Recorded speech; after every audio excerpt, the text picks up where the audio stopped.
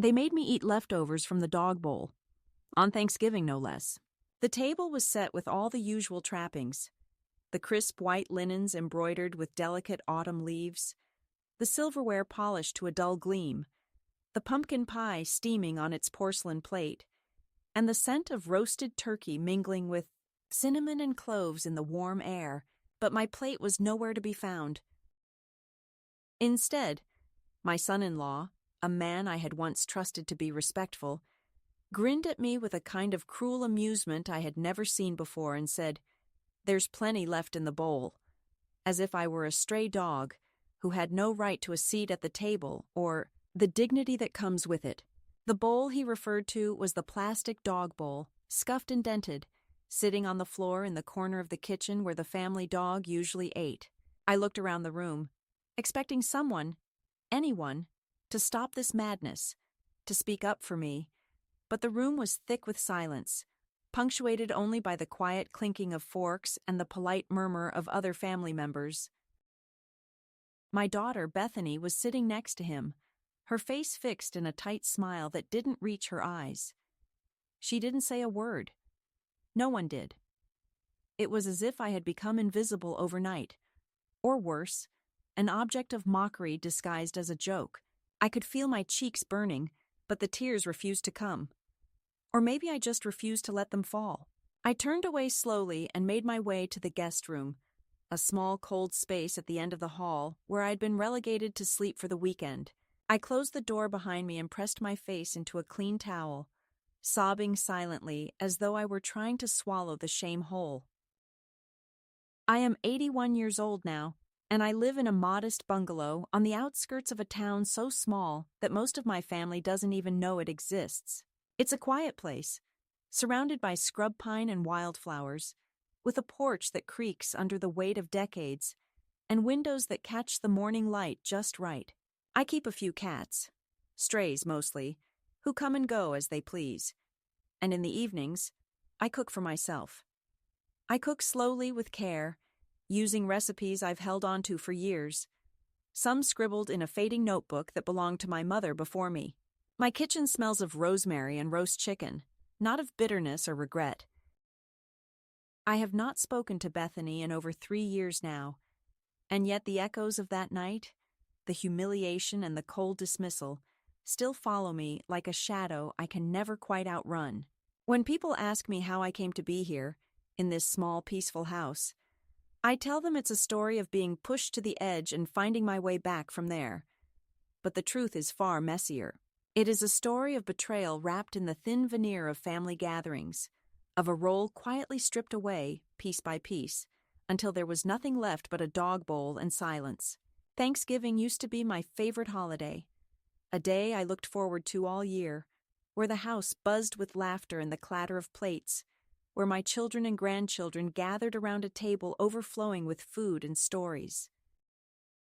I spent hours in the kitchen, cooking until my hands ached, crafting dishes that had been passed down for generations: sweet potato casserole, green beans with toasted almonds, homemade stuffing, and I took pride in the way the house smelled, warm and inviting like a sanctuary. But that year, something shifted so completely that it felt as though the foundation beneath me had been pulled out without warning. The invitation had come, as usual, weeks before, with Bethany's clipped, overly polite voice on the phone, reminding me to bring my famous cranberry relish, and offering a special spot in the guest room that had been freshly cleaned just for me. I told myself it was just a family gathering, that old tensions could be set aside for the day, that this was my family, and I belonged there. I wore my best sweater, the one my mother knitted for me in a soft shade of moss green, and I packed my favorite cookbook, just in case. But from the moment I stepped through the front door, I could feel the cold eyes on me, the barely concealed sighs and quick glances exchanged when I wasn't looking. It was as if I were a stranger passing through a house that had once been mine. The day passed in a blur of forced smiles and clipped conversation. I was asked to help set the table, to fetch drinks, to clear plates, but never once was I invited to sit down with the others. When the time came for dessert, I waited for my slice of pie like everyone else. But instead, my son-in-law's words sliced through the room, cutting away any pretense of kindness or family loyalty. "There's plenty left in the bowl," he said again, louder this time, with a wink that was met by chuckles and knowing looks from the younger generation. I realized then that this was no accident, no thoughtless cruelty. It was a calculated dismissal, a statement of my place in their carefully curated world. I was no longer a mother or grandmother. I was a punchline, a relic to be humored or ignored. I could have stood up, shouted, made a scene, but something inside me had already retreated, folded in on itself like the pages of an old book no one wanted to read anymore. I slipped away to the guest room, the echoes of laughter trailing after me like a taunt. That night, I lay awake listening to the muffled sounds of the family downstairs, their voices carrying faintly through the walls like ghosts of a life I used to know. I thought about the years spent raising children, the countless meals prepared, the nights spent soothing scrapes and broken hearts. I thought about the sacrifices I had made, the hours of overtime at work, the money lent without question, the birthdays remembered and celebrated, the holidays orchestrated to perfection. And I thought about the emptiness that had replaced all of it, the cold absence where love and respect should have been. I realized, with a quiet and terrible clarity, that this was what it meant to be forgotten by those you once held closest. It was not a loud betrayal, but a slow erasure, a fading into the background until you no longer mattered. Since that night, I have built a new kind of life, one that is not defined by the approval or recognition of my family, but by the quiet dignity I have reclaimed for myself.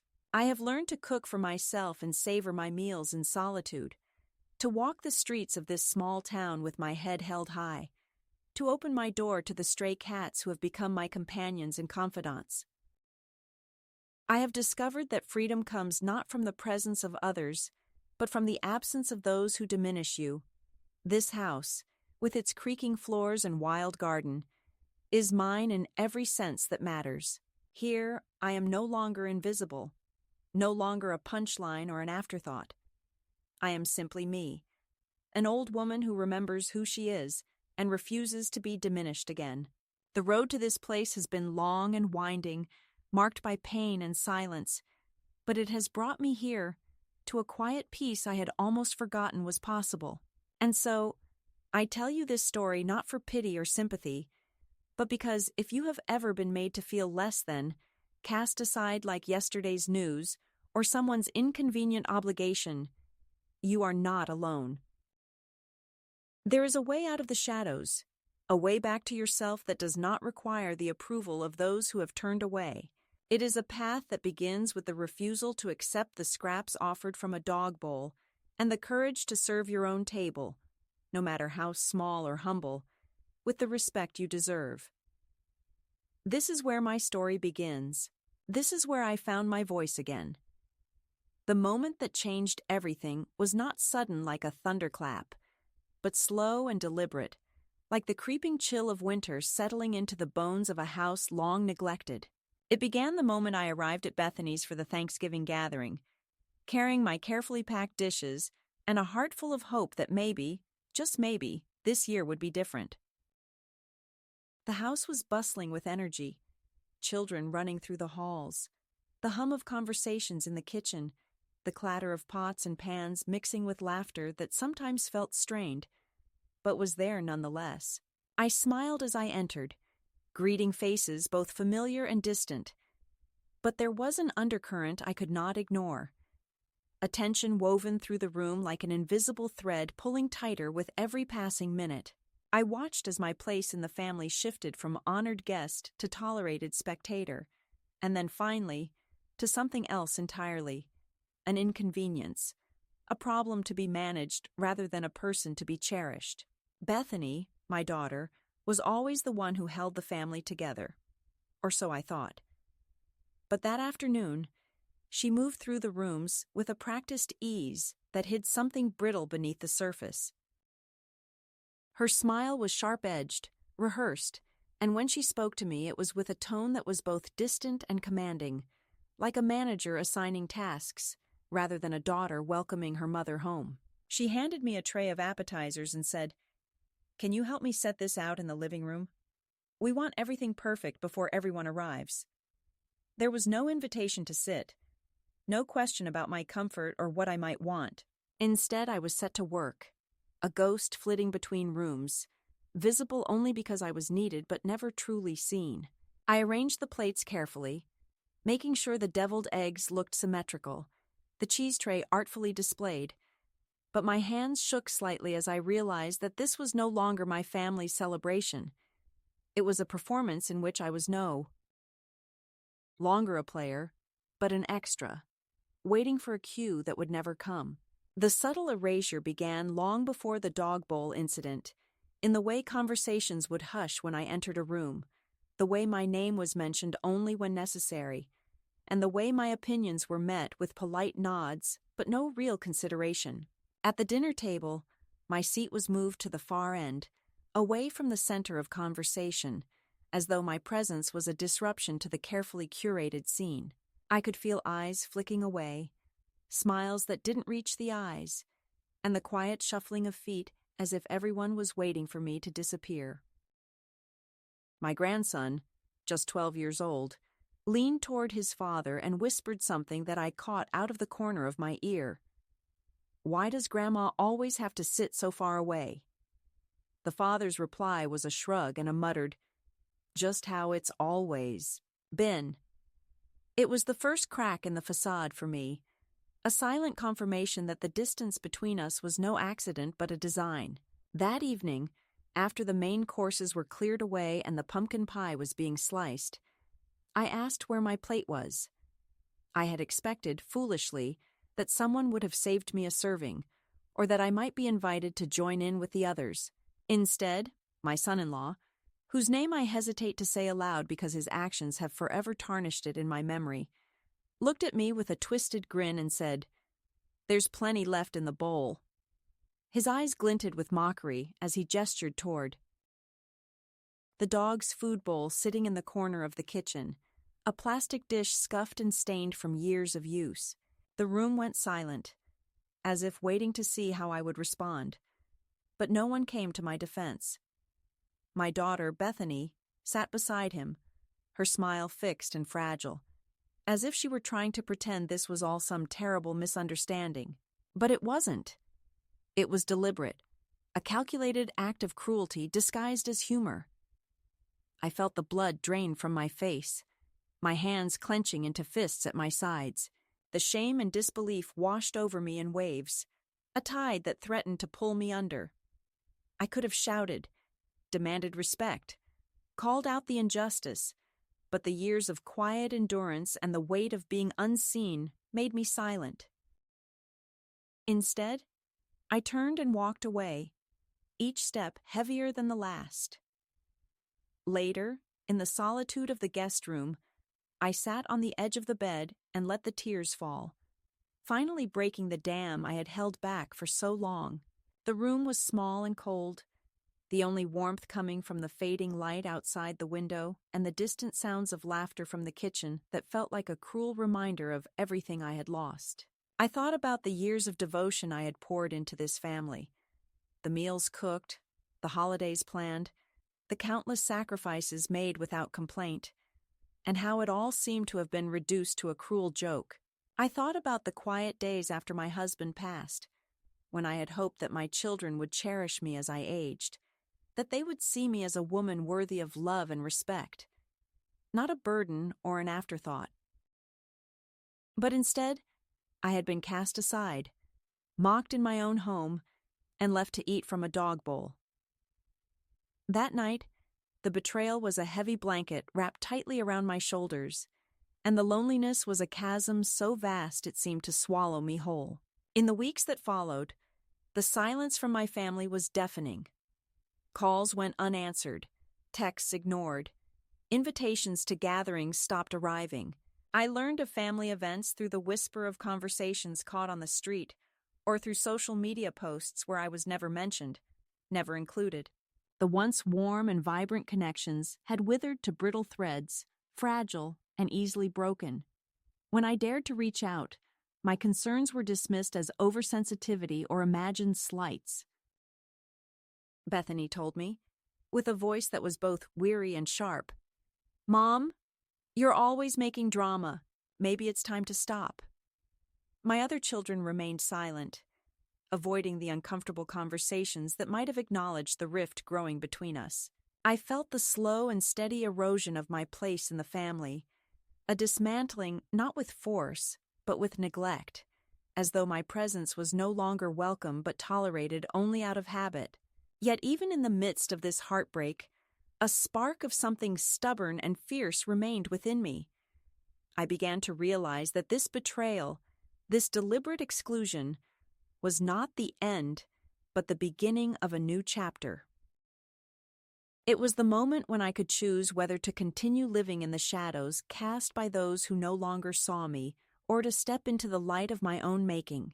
I began to write down my memories, my feelings, the truth of my experience, not for them, but for myself. I started to gather the fragments of my dignity that had been scattered like leaves in the wind and piece them back together with careful hands. The road ahead was uncertain, and the path would not be easy, but for the first time in years, I felt the stirrings of something I had forgotten. Hope. After that Thanksgiving, when the echo of the dog bowl still rang in my ears and the cold weight of betrayal settled into the bones of my body, life didn't improve. It quietly worsened in ways that were almost imperceptible, as if the world had begun to shrink around me, closing in until I was left gasping for space. The sharp sting of that one night was just the first cut, a wound that opened slowly and bled in silence.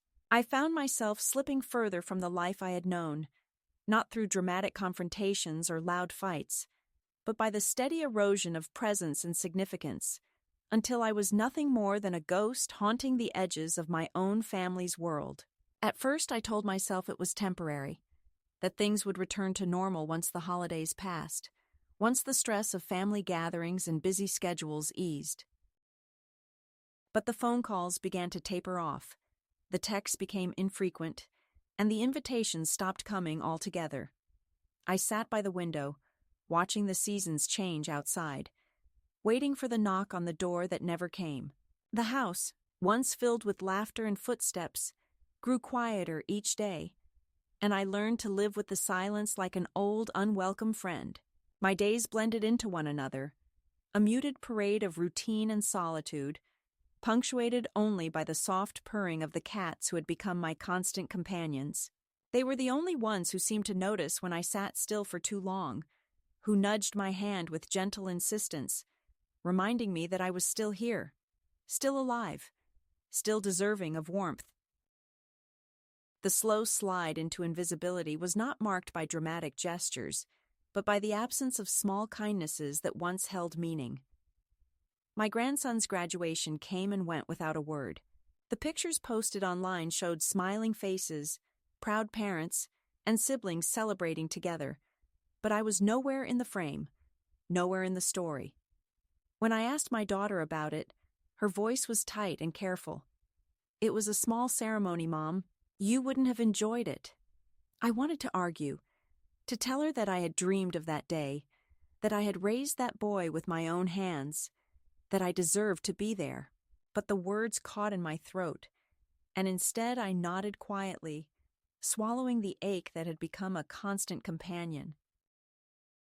The invitations to family dinners and birthdays dried up like leaves in the fall, and I found myself hearing about the gatherings only after they had happened, from neighbors or distant relatives who called out of pity or curiosity.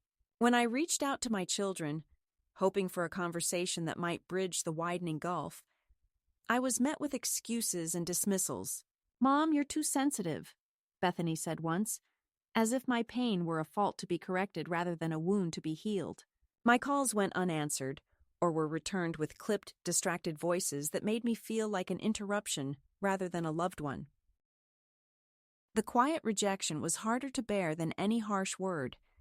the feeling that I was no longer part of their lives, except as a memory best forgotten. Amidst this growing isolation, I began to notice the ways in which my presence was actively diminished in everyday life. At family events I managed to attend, I was no longer asked to share stories or contribute opinions. Conversations moved around me as though I were a piece of furniture, seen but not heard, present but irrelevant. The once warm embraces were replaced by perfunctory pats on the shoulder, and my attempts to connect were met with polite smiles that never quite reached the eyes. I overheard my daughter-in-law whispering to her sister about how "Mom's getting a bit much these days," and I felt the sting of being labeled a burden, a problem to be managed rather than a person to be loved. The hardest part was the erasure of the history we shared, the wiping away of the years of love and sacrifice that had defined my role as a mother and grandmother. Family recipes I had passed down were replaced by store-bought shortcuts.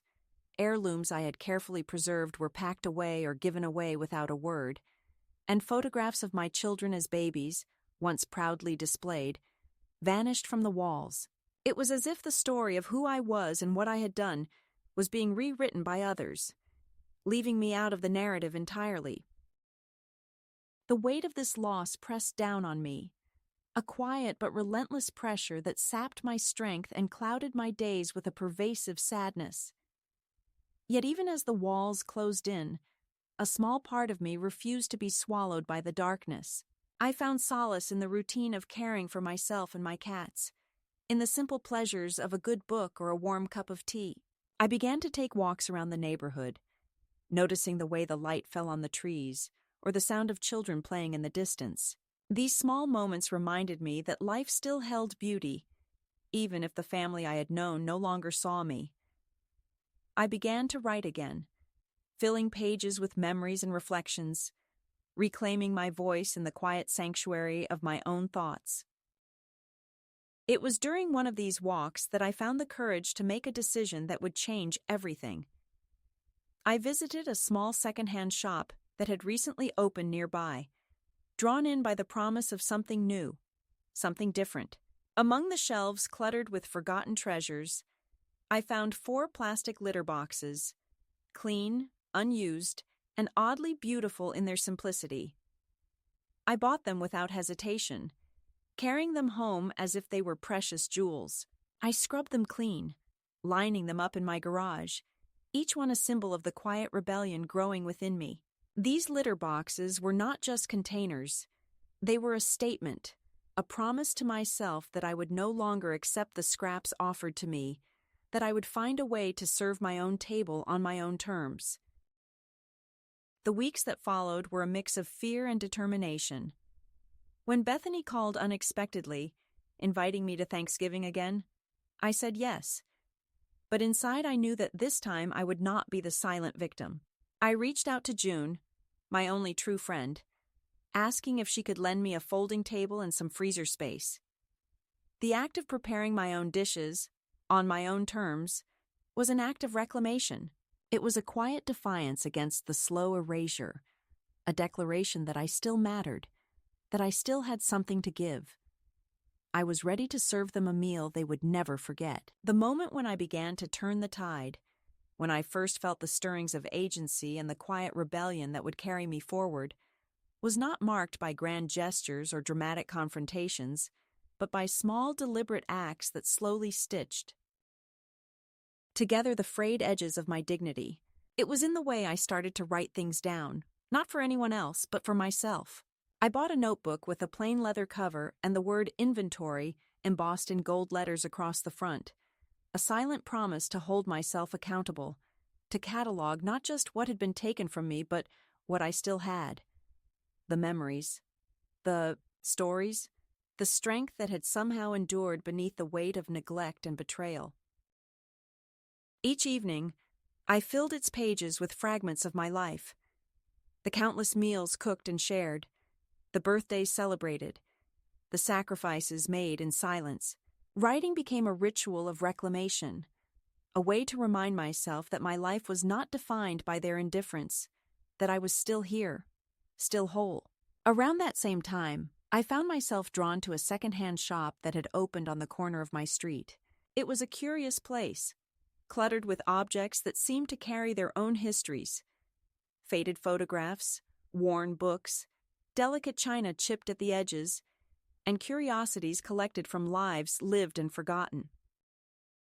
Among the shelves, I discovered 4 plastic litter boxes, clean and unused, their surfaces shining under the dusty light.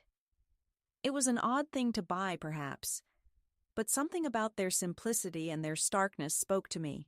I bought them with my own money, carried them home with a quiet determination, and scrubbed them clean until they gleamed. I lined them up in my garage, a strange tableau that puzzled my neighbor when she stopped by to check on me. "What are those for?" she asked, eyebrows raised. I smiled, a slow, knowing smile that felt like a secret kept close. "They're for a project," I said. "A promise." They were more than containers.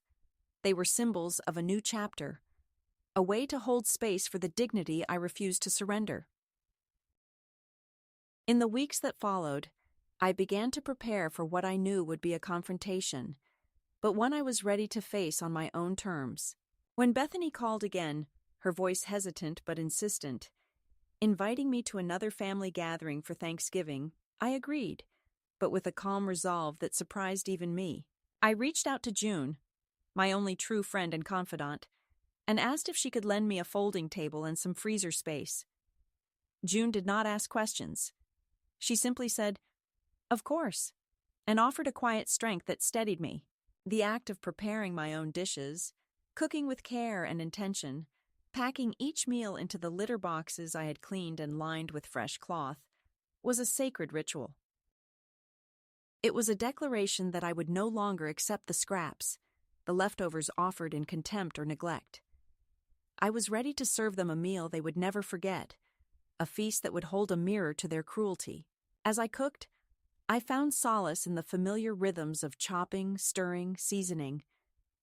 The kitchen became my sanctuary, a place where the past and the present converged in the heat of the oven and the scent of rosemary and garlic.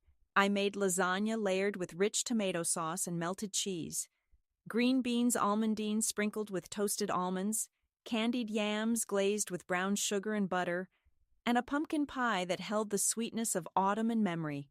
Each dish was carefully portioned into the litter boxes, lids sealed tight to keep the aroma intact, and packed into coolers for the journey. The act of preparing this meal was more than sustenance. It was a reclaiming of self-respect and an assertion of boundaries that had been ignored for too long. The day of the gathering arrived, and I dressed with care, wearing a blouse of soft blue and a scarf my mother had knitted decades ago. I carried the coolers with steady hands, each step toward Bethany's house a step away from the shadows that had held me captive. When I arrived, the usual flurry of activity greeted me. Children running, voices raised in excitement, the clatter of preparations.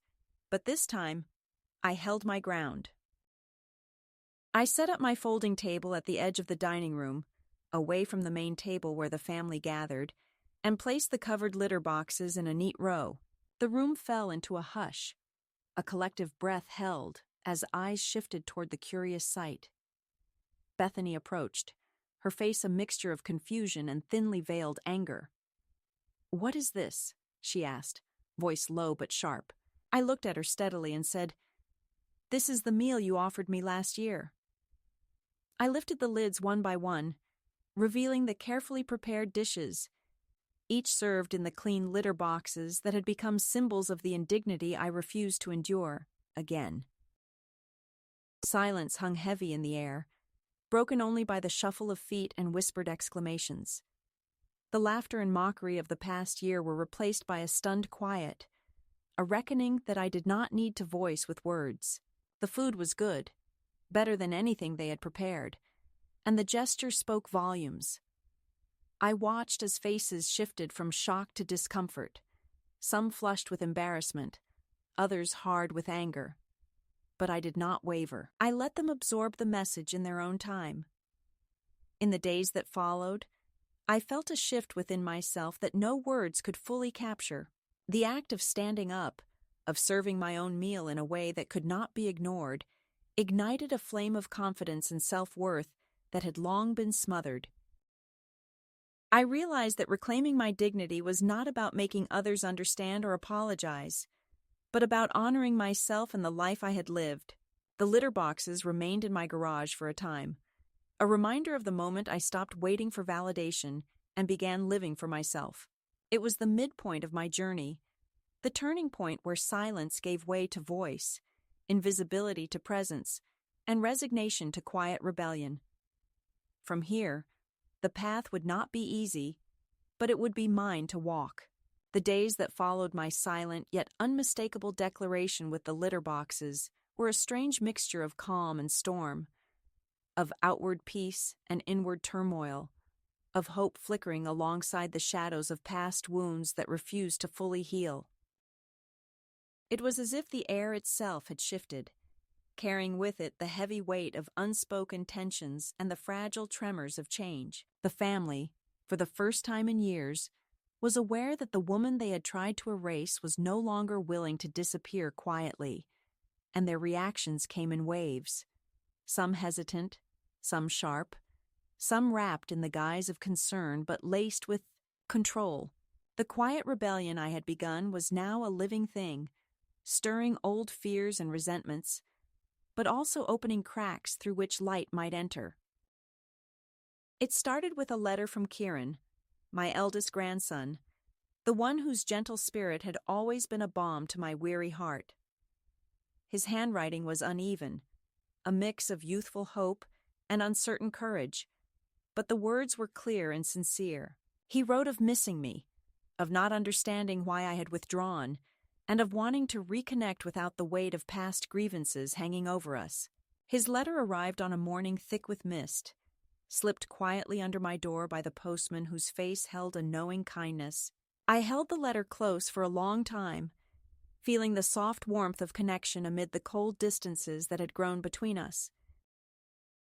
Kieran was the one thread left unbroken in the tapestry of my fractured family, and his reaching out was both a gift and a challenge. It was a reminder that even in the depths of estrangement, the possibility of healing remained, but the peace was short-lived. Not long after, Bethany appeared at my doorstep, her face pale and drawn, her eyes searching but guarded. She did not come with the warmth of a daughter seeking reconciliation, but with the cold formality of a negotiator. "We're hosting Thanksgiving again," she said, voice carefully measured. "We'd like you to come early, help with the preparations, like always." There was an edge to her words, a tension that spoke of expectations unspoken and conditions attached.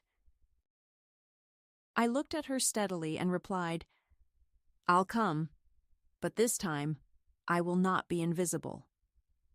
She did not respond, only nodded, a flicker of something unreadable passing through her expression. Soon after, a man in a suit came to visit, a stranger who introduced himself as Derek Sorensen, the lawyer hired by my children to discuss my well-being and assets. His presence was a cold reminder of the power dynamics at play, the way concern could be wielded as a weapon to control and confine. Derek spoke carefully, using phrases like safe environment and next steps, words that felt like chains disguised as care. I listened without interruption, folding my hands calmly in my lap. When he finished, I told him plainly that I was of sound mind, living in a place I chose, and that I did not require supervision or interference. I handed him a letter I had prepared, stating my position clearly and firmly, and told him that any further contact under the guise of concern would be considered harassment. He left without another word, blinking in the light as I closed the door behind him. The arrival of the lawyer was soon followed by an article in the local newspaper, a carefully crafted piece portraying me as a missing matriarch, a woman who had disappeared without a word, stirring public concern and family statements filled with carefully calibrated worry and pleas for my return. The article quoted Adam and Bethany, painting a picture of anxiety and vulnerability that felt as false as it was cruel. I kept the clipping not out of sentimentality, but as proof of the lengths they would go to maintain control, to rewrite the story so that I was the one at fault, the one who caused pain by choosing herself. The neighborhood cafe where I worked was filled with whispers and sideways glances as the article circulated, and I met those eyes without shame or apology. If this was the narrative they chose to tell, I would live outside its frame, on my own terms. During this turbulent time, my connection with Kieran deepened. He called often, his voice carrying the tentative hope of a boy reaching out across a canyon. We spoke of small things, the books he was reading, the music he loved, the quiet moments that made life bearable, and of bigger things too, though never with pressure or accusation. Kieran never asked when I might return or why I had left. Instead, he offered presence, a steady light in the fog of family drama. Our conversations became a lifeline, reminding me that love could exist beyond the boundaries others set. I told him I was safe and that I was building a life of my own, one not defined by their expectations or judgments. He understood, and in that understanding, we found a fragile peace. Bethany's visits became less frequent, but more pointed. She came once with an envelope, a thin attempt at mediation wrapped in the guise of a gift. Inside were letters from family members, appeals disguised as apologies, and offers of conditional acceptance. I took the envelope without anger, but I told her firmly that Kieran was capable of reaching out himself and that I did not need intermediaries. The space between us was wide, filled with years of hurt and silence, but I refused to step back into the roles they assigned me. I was no longer the mother who sacrificed without question or the grandmother who existed only to serve. I was a woman who had found her voice and would not be silenced. Throughout this period, I continued to build my new life, steady and slow. I worked at the cafe, earning my own money, feeling the simple pride of independence with every paycheck I collected. The warmth of the kitchen, the rhythm of service, and the quiet camaraderie with Heather, the manager, grounded me in the present. My days were filled with small joys. Walking in the neighborhood, tending to the cats who came and went like faithful friends, reading books that fed my soul. I bought myself a navy wool coat from a secondhand store, a symbol of my reclamation, something that fit not just my body but my new identity. Each step I took away from the past was a step toward freedom, yet the past was never far behind. There were moments when the phone rang with numbers I did not recognize, messages left that carried the weight of expectation and guilt. The letters continued to arrive, some sharp with anger, others laced with sorrow and regret, but I did not respond. I held my boundaries firmly, knowing that healing required space and time, and that some bridges could only be crossed when both sides were willing. I wrote my own letters too, not to the family, but to myself and to those who had supported me, June, Heather, and even Kieran. These letters were acts of affirmation, reminders of my worth and my right to choose my path. The crescendo of this second escalation came unexpectedly, with the arrival of Lisa, Bethany's sister-in-law, at the cafe. She appeared one gray afternoon, her presence sharp and unfamiliar, standing stiffly by the pastry display. Heather spotted her first and warned me quietly. Lisa did not come to offer reconciliation, but to attempt control, to draw me back into the web of family drama on their terms. I let her wait, finishing my tasks with deliberate calm before approaching. We spoke quietly in a corner booth, a conversation fraught with unspoken accusations and tentative admissions.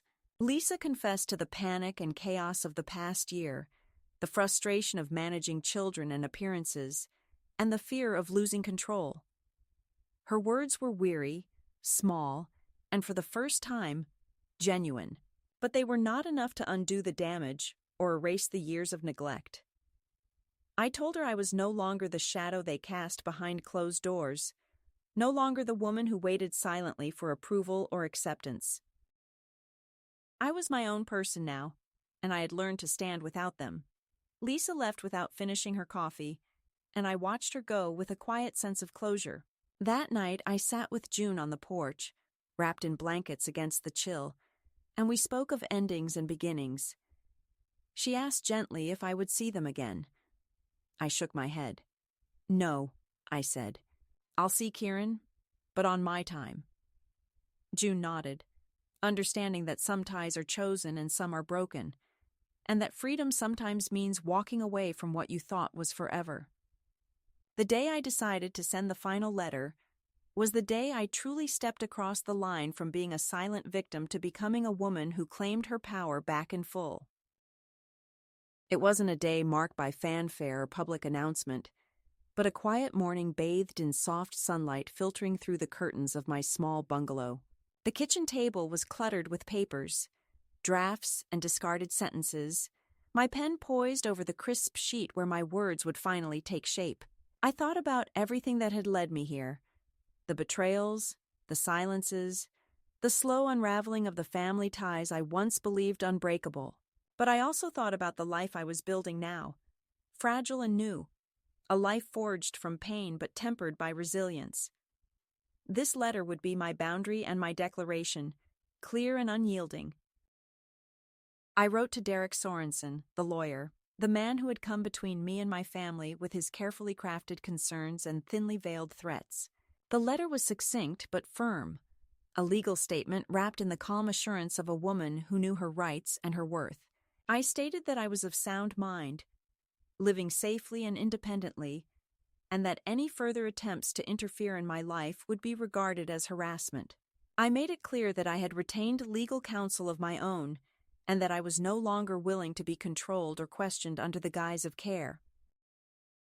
The act of writing these words felt like shedding an old skin, like stepping out of a shadow that had clung to me for too long. I sealed the envelope with steady hands and placed it in the mailbox, a small but irreversible step toward freedom. The letter to Lisa, my daughter, came next. It was shorter, less formal, but no less powerful. 3 lines, carefully chosen. I know what you did. I know what you didn't say. I'm not angry. I'm not coming back. Take care of your own life now. These words were not written in bitterness or revenge, but in finality. They were a closing of a chapter that had been left open far too long. I addressed the wounds without demanding explanations or apologies. I was done waiting for recognition or remorse that might never come. This letter was my farewell to the past that had hurt me and my affirmation that my future would be mine alone to shape. When Lisa arrived at the cafe later that week, it was unexpected and unsettling. She stood stiffly by the pastry display, the polished coat and carefully styled hair, making her look like she belonged in a different world than the one I inhabited. Heather noticed her first and gave me a quiet warning. I let Lisa wait, continuing my work with deliberate calm, refusing to give her the satisfaction of seeing me rattled or surprised. When I finally approached, we spoke in the quiet corner booth, away from prying eyes and ears. The conversation was tense, fraught with years of unspoken grievances and the fragile hope for understanding that neither of us was sure how to reach. Lisa spoke of panic and chaos, of the difficulty of managing children and appearances, and the fear of losing control. Her voice was quieter than I remembered, less certain, and for a fleeting moment, I saw the woman behind the mask, the woman who, like me, had been caught in a web of expectations and disappointments. But no matter how genuine her words, the damage was done. I told her plainly that I was no longer the shadow lurking in the corners of their lives, no longer the woman who waited in silence for permission to exist. I was my own person now, with boundaries that would not be crossed, and a life that did not revolve around their needs or opinions. I reminded her gently that the love and sacrifices of the past did not bind me to roles I no longer accepted. Lisa left without finishing her coffee, her face a mixture of frustration and resignation. I watched her go, feeling a quiet sense of closure settle over me. That evening, wrapped in blankets on the porch with June, I let the weight of the day fall away beneath the soft glow of streetlights and the scent of rain lingering in the air. We spoke in hushed tones of endings and beginnings, of the courage it takes to walk away from what you thought was forever and to embrace the unknown. June asked if I would see them again. I shook my head slowly and said, "No, I'll see Kieran, but only on my time." She nodded, understanding that some ties are chosen and some are broken, and that true freedom sometimes means walking alone. In the weeks that followed, the new life I had fought so hard to claim began to solidify. The cafe became a place of steady routine and quiet friendships, a sanctuary where my worth was measured by the work I did and the respect I earned, not by blood or obligation. I wore my navy wool coat with pride, each button fastened a reminder of the boundaries I had set and the dignity I had reclaimed. I took long walks through the neighborhood, savoring the way the light fell through the trees and the sound of birdsong filled the air. The cats who visited my porch became companions in a life rebuilt on my own terms. Yet even as I embraced this new chapter, I carried the echoes of the past with me. Letters unopened, calls unanswered, the lingering ache of family ties frayed but not fully severed. I learned that healing is not a straight path, but a winding road, marked by moments of doubt and courage, loss and hope. The act of saying no, of drawing lines in the sand, was not the end but a powerful beginning. It was a reclaiming of self in a world that too often tries to diminish us with silence and neglect. Looking back, I see that day, the day I wrote those final letters, not as a moment of anger or defeat, but as a quiet victory. It was the moment I stopped waiting for others to define my worth and began to define it for myself. It was the day I served myself the respect I had always deserved and decided that I would never again accept anything less. And in that decision, I found not just freedom, but peace.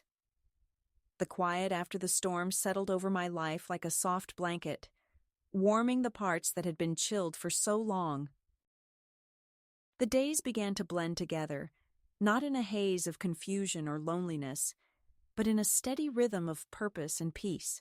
I woke each morning in my small bungalow, the air filled with the gentle sounds of birdsong and the distant hum of life outside my window. My kitchen smelled of fresh herbs and simmering broth, and the cats who had become my companions stretched and purred at my feet. This was a life rebuilt, not on the shaky foundations of old family ties that had cracked and crumbled, but on the solid ground of self-respect and choice. I was no longer waiting for invitations or apologies. I was creating my own invitations and finding joy in the ordinary moments that made life worth living. One afternoon, I received a letter from Kieran. His handwriting had grown steadier, more confident, and his words carried the warmth of someone who had found his own footing in the world, but had not forgotten where he came from. He wrote of his new job at a bookstore, the small victories and quiet pleasures of a life spent among books and people who understood him. He spoke of missing me, of wanting to visit, but also of respecting the space I had asked for. I read his letter by the window, the soft light casting gentle shadows on the page, and I felt a swell of tenderness and hope. This was not the grand reunion of fairy tales, but something quieter and more real, a beginning built on honesty and mutual respect. I did visit him at the motel where he stayed during a short trip to town. We sat together in the small room, surrounded by stacks of books and the hum of a television playing softly in the background. There were no grand speeches or dramatic tears, just the steady presence of two people reconnecting in their own time.